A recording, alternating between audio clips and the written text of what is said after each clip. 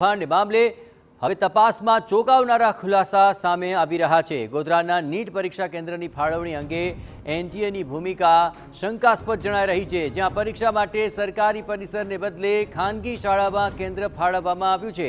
આ સરકારી પરિસરમાં પરીક્ષા કેન્દ્ર માટે જો ફાળવાયું હોત તો કૌભાંડ ન થાત તેવો દાવો કરવામાં આવ્યો।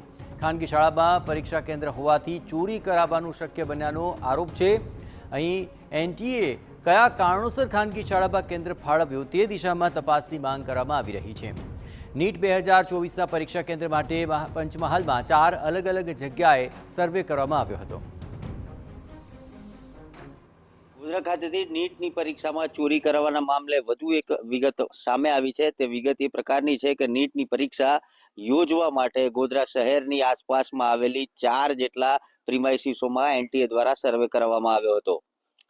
સર્વે એ પ્રકારનો કરવામાં આવ્યો હતો કે નીટ 2024ની પરીક્ષા આ પ્રિમાઇસીસોમાં યોજી શકાય કે કેમ તે અંગેના સર્વે બાદ તમામ પ્રિમાઇસીસના જે સંચાલકો હતા તેઓ દ્વારા નીટની પરીક્ષા યોજવા માટેની મંજૂરી આપવામાં આવ્યા બાદ પણ એનટીએ દ્વારા નીટની પરીક્ષા ખાનગી શાળામાં યોજવામાં આવી અને ખાનગી શાળામાં નીટની પરીક્ષાનું કેન્દ્ર ફાળવવામાં આવ્યું। દ્રશ્યોમાં આપણે બતાવવા માંગીશ, આ સરકારી ઇજનેરી કોલેજ ગોધરા પાસે આવેલા છબનપુર ખાતે આવેલી છે અને અહીંયા પણ એનટીએ દ્વારા સર્વે કરવામાં આવ્યો હતો અને અહીંના પ્રિમાઇસીસની અંદર પણ નીટની પરીક્ષા યોજવા માટે સર્વે કરવામાં આવ્યો હતો, પરંતુ સેન્ટર જે છે ગોધરાનું તે ખાનગી શાળાને ફાળવી દેવામાં આવ્યું હતું અને બાદમાં જ આ સમગ્ર નીટની પરીક્ષામાં ચોરી કરાવવાનો ષડયંત્રનો પર્દાફાશ થયો હતો।